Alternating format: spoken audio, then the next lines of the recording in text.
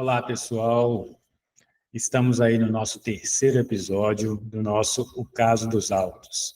Meu nome é Lucas Vieira, sou advogado especialista em direito previdenciário e esse projeto, O Caso dos Autos, tem o objetivo, de estudar os institutos do direito previdenciário por meio de casos reais, casos práticos vividos aqui em nosso escritório. Nós já temos aí 2 episódios, esse é o terceiro, então eu peço, a gente está começando, um projeto que está no início, eu peço a ajuda de vocês aí, compartilhem, curtam, se inscrevam no canal e me ajudem a divulgar esse trabalho. Hoje, no processo de hoje, a gente vai ver um caso interessante, foi um processo administrativo, não houve a necessidade de judicialização, e o tema é revisão de benefício previdenciário, certo?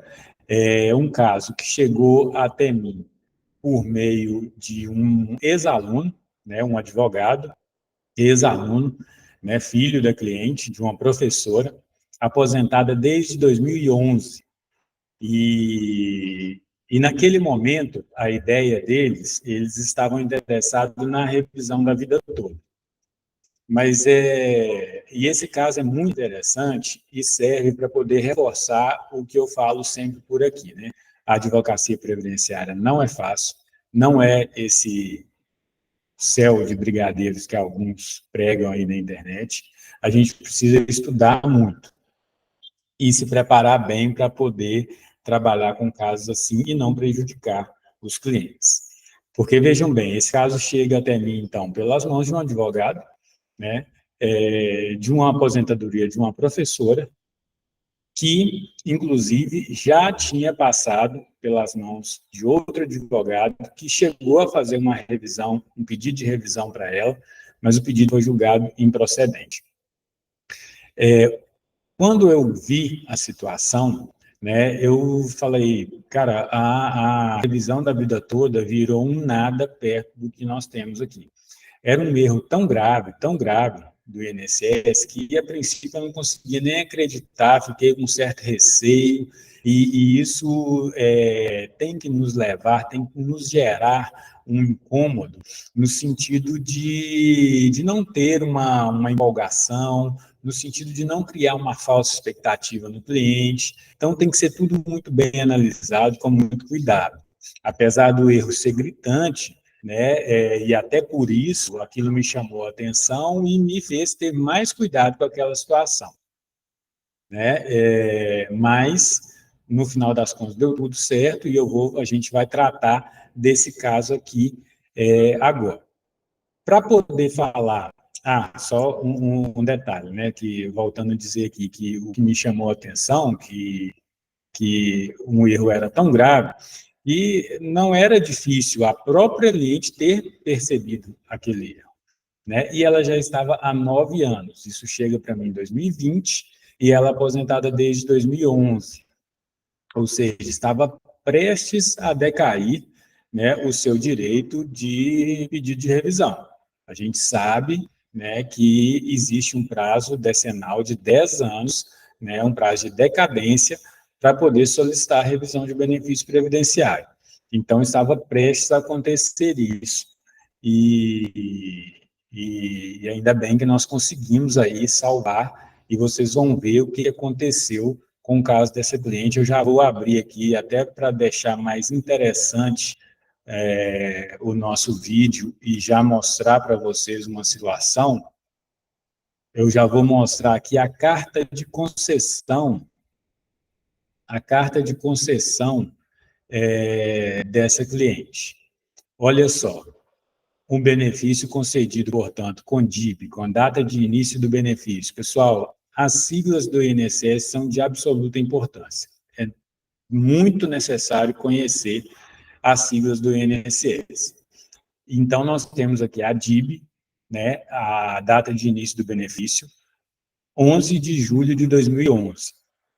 Vejam bem, isso significa dizer que o prazo de decadência começa a contar a partir dessa data, pessoal? Não. Primeiro ponto que nós temos que observar, quando a gente vai trabalhar com revisão de benefício, é a questão da decadência. né? Se tiver mais de 10 anos, vai ser muito difícil que a gente consiga fazer alguma revisão. Só que o artigo 103, lá da Lei 8.213, que trata da decadência, ele vai nos dizer que o prazo de 10 anos, ele se inicia a partir do primeiro pagamento, né? Então, nós podemos ter situações em que, por exemplo, o INSS indefere um pedido de aposentadoria e o segurado tenha que se recorrer do Poder Judiciário, entra com a ação judicial, a ação judicial vai demorar aí 2, 3 anos, e só depois de 2, 3 anos que ele vai ter o benefício concedido, né? E vai constar aqui na carta de concessão, como DIB, a data do requerimento administrativo, mesmo que tenha demorado 2, 3 anos para poder sair, né? Então, é interessante observar essa data aqui, ó, data de concessão do benefício. Viu que demorou 2 meses, né? Porque não, nesse caso aqui, a cliente não precisou de ir para a justiça, o direito foi reconhecido na esfera administrativa, mas demorou 2 meses. E ainda assim, é necessário observar a data do efetivo recebimento desse benefício, tá? Porque, por exemplo, ele pode ter sido concedido aqui em setembro de 2011, mas ela só veio a receber lá para outubro, novembro, né? E existem casos até em que a pessoa não recebe porque não está satisfeita com aquele valor e um tempo para poder pensar, e aí ela vai depois, pede a reativação desse benefício, resolve receber. Então, tem que ser analisado com cautela isso, para não ir descartando, né, de qualquer maneira, os casos que aparecem para a gente. Então, vejam bem, um benefício de 2011, isso era 2020, com a renda mensal inicial de R$ 706,41. Antes de continuar com isso aqui, nós precisamos de falar das situações que envolvem uma situação de revisão de benefício. O que aconteceu aqui com a minha... Vamos voltar aqui. Que envolve a situação de revisão de benefício. Para trabalhar com revisão de benefício, é necessário entender alguns conceitos. E, de antemão, eu já deixo claro aqui, pessoal, que o INSS erra muito. Esse caso aqui é um caso de um erro gravíssimo. Depois, no nosso 4º episódio, eu vou trazer mais um caso de revisão, né, que não foi um erro tão grave, mas também de fácil percepção, simples de se resolver. Essas são as chamadas revisões de fato, quando há algum erro ali no cálculo, na composição do PBC, né, a gente fica aí muito ligado com as teses de revisões que ficam famosas, como a revisão da vida toda. Nós tivemos há um tempo atrás a revisão do artigo 29, né, temos aí a revisão das atividades concomitantes, mas existem as chamadas revisões de fato que podem ocorrer por N situações. Nós vamos trabalhar 3 processos aqui de revisão de benefício. Esse primeiro, né, que vai tratar aí da composição do PBC, do período básico de cálculo. Depois nós vamos tratar de revisão concomitante. Depois nós vamos tratar de uma outra revisão de fato, né, que só deixou um tempo de trabalho de fora do cômputo. Nós vamos tratar também de uma revisão que foi muito interessante, né? Eu tive uma satisfação de trabalhar com um cliente aqui, que ele recebeu durante muito tempo o auxílio-acidente. E a gente sabe que o auxílio-acidente, a partir de 1997, se não me engano, até 1997, o auxílio-acidente ele era vitalício, a pessoa recebia ele do resto da vida. Ela se aposentava e acumulava a aposentadoria com o auxílio-acidente. Quando a lei foi alterada para poder acabar com essa possibilidade, para poder compensar, a legislação passou a prever que o auxílio-acidente, que o valor do auxílio-acidente fosse incorporado ao valor da contribuição, ao valor do salário de contribuição do segurado no momento da sua aposentadoria. E aí nós tivemos um caso muito interessante que a gente vai trabalhar aqui também, e sempre partindo de uma percepção de conceitos básicos do direito previdenciário, né, e principalmente da carta de concessão. A carta de concessão, quando o seu cliente ele foi aposentado, ele recebeu do INSS, e hoje está disponível, né, na internet, no meu INSS, basta fazer o login com a senha do cliente e obter esses documentos. ele recebeu a carta de concessão, um comunicado de que o benefício havia sido concedido, junto à carta de concessão, a memória de cálculo, mostrando para ele, ó, o valor do seu benefício é esse, por conta desse cálculo que nós estamos te mostrando aqui. Então, nesse caso, era perfeitamente possível que isso fosse vislumbrado. Mas antes, nós precisamos, então, entender alguns conceitos. O primeiro dele é o conceito de salário de contribuição. O que é o salário de contribuição? O salário de contribuição é exatamente a base de cálculo da contribuição previdenciária. É aquele valor que eu recebo como remuneração do meu trabalho. No caso, por exemplo, do advogado, né, o contribuinte individual, ele vai poder fazer a contribuição dele ali dentro do limite mínimo, que é o salário mínimo, e até o teto da Previdência. Para 2024, nós estamos aí com um teto em torno de R$ 7.600, né, isso é definido pelo governo a cada ano. Na realidade, o correto é ele fazer a contribuição de acordo com o seu rendimento. O profissional autônomo, de modo geral, ele tem o péssimo hábito de fazer a contribuição da forma que lhe convém, muitos até sob salário mínimo, enquanto tem rendimentos maiores, e vai lá na declaração de imposto de renda, fala para a Receita Federal que tem uma renda de R$20 mil por mês, mas recolhe a contribuição previdenciária sobre o salário mínimo. Né? A Receita Federal não tem estrutura para poder cobrar, mas saiba que nessa situação, né, você é um devedor da Previdência e você mesmo está assumindo e confessando, né, que não está fazendo seus recolhimentos previdenciários da forma devida. Então, o salário de contribuição é o valor que eu recebo.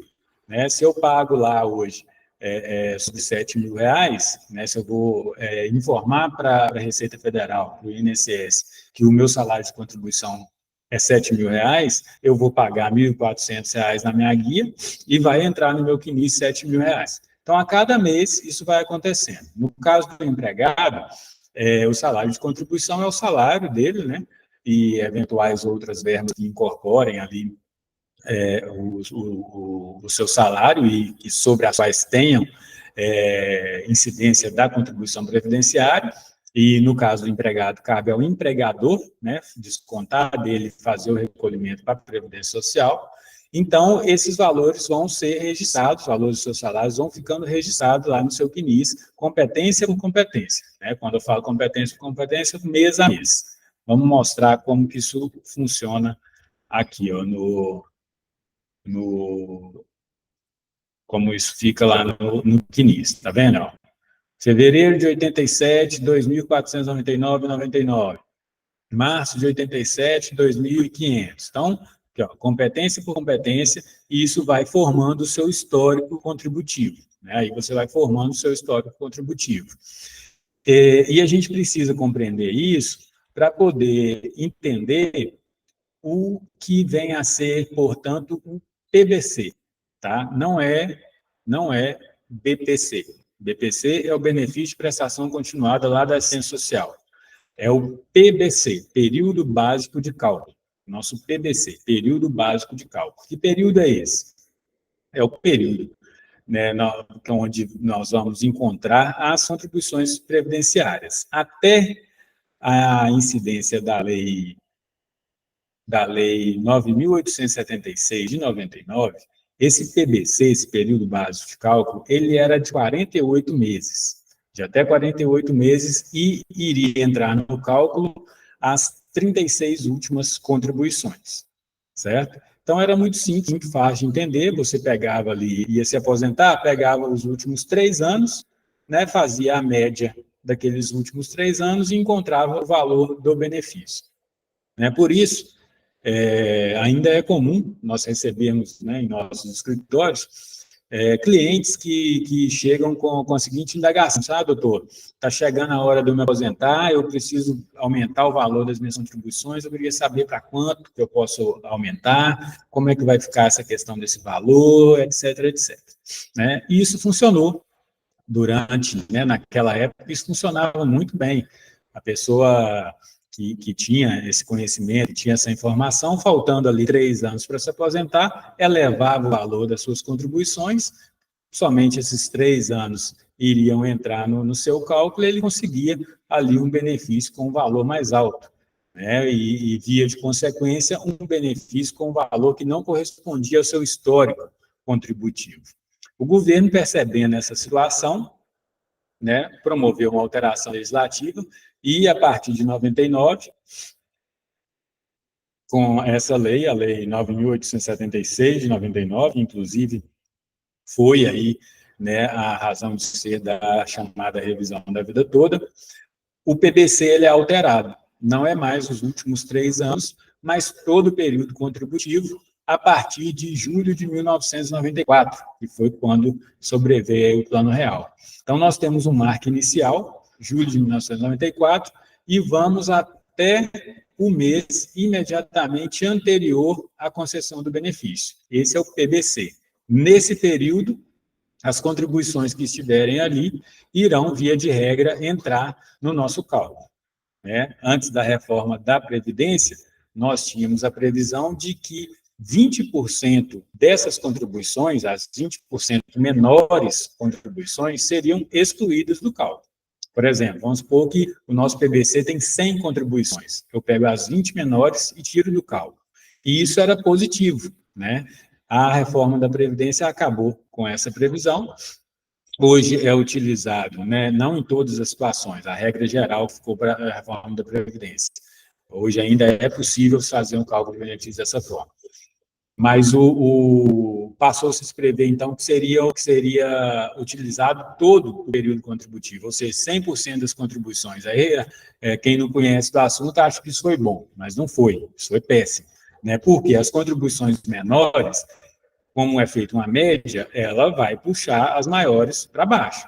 Aí, se você excluir ela do cálculo e fica com contribuições maiores, você vai ter uma média maior. Então, temos essa compreensão do que é PBC. PBC, isso, período base de cálculo. Aqui a gente confunde com o BPC.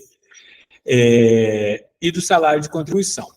E aí nós temos também o conceito de salário de benefício, que é a média, né, e a RMI, a renda mensal inicial, que vai ser efetivamente o valor que o segurado irá receber, certo? E esse valor, ele depende do benefício, né, que aí nós vamos ter a questão da alíquota. Esse benefício tem auxílio-doença, né?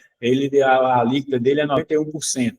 Então, vai ser, a RMI será de 91% do salário de benefício. O salário de benefício é a média, ok?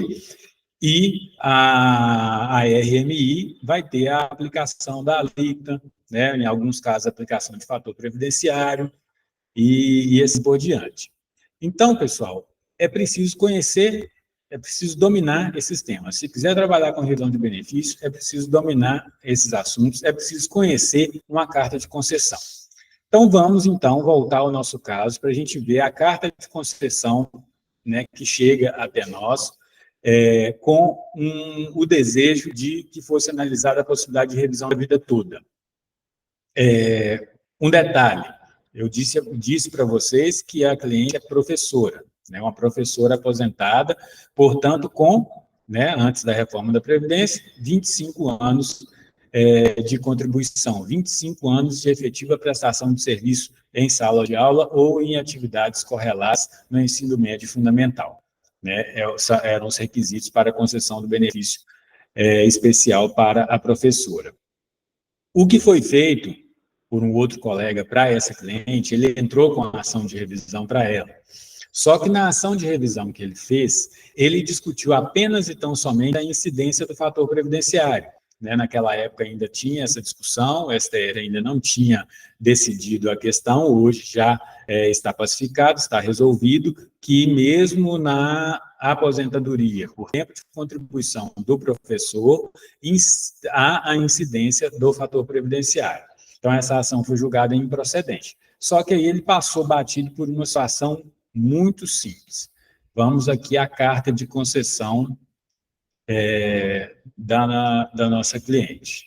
Vamos voltar aqui, ó, a carta de concessão. Portanto, como a gente já falou sobre a DIB, sobre a renda mensal inicial dela aqui, ó, de R$ 706. Primeiro detalhe. Última competência do nosso PBC. o mês imediatamente anterior à data de início do benefício. Então, está correto. Junho de 2011. Né, o benefício é concedido em julho de 2011. A última competência do nosso PBC, esse aqui é o PBC, ó, tá vendo? Ele é o PBC, o período básico de cálculo, né? Aí a gente vai ver onde ele teria que começar. Então, ele termina no mês imediatamente anterior à concessão do benefício. Isso aqui está correto. E eu disse a vocês, ele deveria começar em julho de 1994. Se a gente pegar o CNIS da cliente, a gente vai ver que ela iniciou as suas atividades bem antes. Olha aqui, iniciou em 1985. Então, nós temos contribuições anteriores, mas a legislação determinou que fosse utilizada apenas as contribuições a partir de julho de 1994. Aí vem a tese da revisão da vida toda. A tese da revisão da vida toda tem o objetivo de incluir todas as contribuições, desde o início, no caso dela, desde 1985. Então, dava para fazer a revisão da vida toda para ela? Dava. Obviamente, né, nós precisaríamos fazer os cálculos para atestar que a revisão teria um efeito positivo, mas, em tese, daria. Por quê? Porque ela tem salários de contribuição anteriores a julho de 1994, certo? Vamos voltar aqui. Vamos voltar aqui para a carta de concessão, né? Então, primeira coisa que eu falei para vocês, analisar o PBC. E aí, pessoal, é interessante ir olhando mês a mês, para ver se tem uma sequência correta, comparar esses meses que estão aqui com o que está lá no CNIS, e como que você vai observar isso? De repente, numa situação aqui, você vai ver um buraco, né, um vazio, um espaço muito grande entre uma competência e outra dentro do EBC. Isso tem que chamar a sua atenção. Tem que ir lá para o CNIS e conferir, né? E aqui, para nossa, né, foi a nossa surpresa de observar que o PBC dela iniciou, que a primeira competência do PBC foi em fevereiro de 2001. Isso tem que chamar a atenção do advogado previdenciarista. O advogado previdenciarista que passa por uma situação dessa, ele não pode se titular como previdenciarista. Ele não está estudando direito previdenciário, ele não está se preparando para trabalhar com direito previdenciário. Isso não é fácil, né? Isso não pode passar despercebido. Por que o primeiro mês do PBC dessa cliente foi em fevereiro de 2001? Vejam bem, ela precisava de 25 anos para poder se aposentar. Como que ela tem 25 anos, né, que está aqui na própria carta de concessão, como que ela tem os 25 anos e o PBC dela se inicia em fevereiro de 2001? Tem alguma coisa errada, né? E de tão errado, nós precisamos de ter cuidado com isso, mas não tinha dúvida. Eu lembro que eu cheguei a ficar meio temeroso com isso, porque tem um detalhe, uma observação importante, pessoal. Quando a gente pega uma revisão de benefício no INSS, uma das primeiras observações que já vem do sistema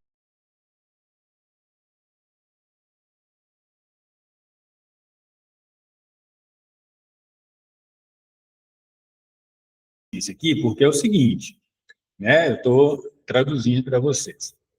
Porque é o seguinte, nós vamos analisar tudo. Vai ser tudo analisado. Aqui não. Nós vamos analisar tudo. E aí corre o risco até desse benefício ser cancelado, né? Então, isso tem que ser feito com muito cuidado. E nesse caso, especificamente, houve uma exigência do INSS em relação a um determinado vínculo, de uma escola de inglês, que essa professora havia trabalhado lá no passado, tinha mudado o CNPJ, alguma coisa nesse sentido, que eu não me recordo exatamente agora, mas nós precisamos de correr atrás da antiga dona dessa escola de inglês, né, da então proprietária, e ainda bem, uma senhorinha de idade já, mas ainda bem que ela, né, está viva, se recordou da professora e nos forneceu uma declaração, né, confirmando aquele tempo de trabalho dela lá na escola. Então, teve essa intercorrência aí nesse processo, que nos deixou bem apreensivo, mas, graças a Deus, no final deu tudo certo. Então, o que foi aqui? Uma situação muito simples, né? Fiz uma petiçãozinha simples, mostrando para o INSS, olha, está errado, né? Por que o PBC dela começou aqui em fevereiro de 2001 e tem que começar lá em julho de 94? Será que não tinha contribuição? Aí a gente vai no CNIS dela e vê que sim, né? Começa lá em 1985, tem um vínculo, tem um segundo vínculo aqui em 1986 a 89, outro vínculo aqui, ó, 1993 a 94, né? E assim por diante, até porque se não tivesse, como que ela teria completado, então, os 25 anos de contribuição necessários para concessão da aposentadoria do professor? Está aqui em cima, eu esqueci de mostrar para vocês a espécie, né, do benefício. Está aqui, ó, aposentadoria por tempo de serviço de professor. Então, pessoal, a chamada revisão de fato. Que revisão é essa, né? É revisão da vida toda? É revisão de atividades concomitantes? Não, revisão de fato, né? Um erro simples, tá? E aí, só para deixar aqui, abrir um parênteses, né?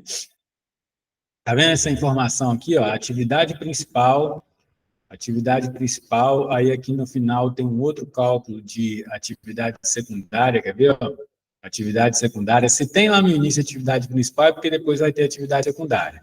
O que isso mostra? Aqui, ó, é um período bem menor, de 2009 a 2011. Você vê que aqui já incluiu períodos anteriores, períodos concomitantes, né, de 2009 a 2011, que também tem aqui dentro de 2009 a 2011. E aqui é que dá a revisão das atividades concomitantes, porque não pode ser feito esse cálculo em separado. O STJ já afirmou tese nesse sentido, a gente vai, num outro vídeo, tratar desse assunto, mas aqui você bateu o olho nessa situação, o cliente já tem direito à revisão das atividades concomitantes. É só fazer o cálculo aí de quanto você vai receber de honorários. Então, esses são os detalhes da carta de concessão.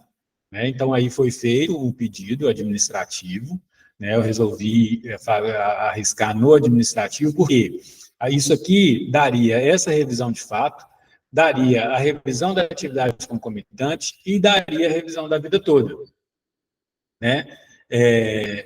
Poderia fazer isso tudo de uma vez, em um pedido só, seria uma confusão muito grande de cálculo. Então, eu resolvi fazer uma de cada vez. Primeiro, essa, que é a mais importante, para poder incluir aqui todos os salários de contribuição, incluir no PBC todos os salários de contribuição até janeiro de 2001, que ficou faltando aqui, e depois fazer as outras revisões. Demos entrada com esse processo administrativo, não demorou 2 meses, foi muito rápido, e aí, depois disso, eu entrei com uma ação judicial de revisão das atividades concomitantes. E está em curso, já foi julgada procedente, obviamente, já estamos em fase de cumprimento de sentença dessa mesma cliente aqui.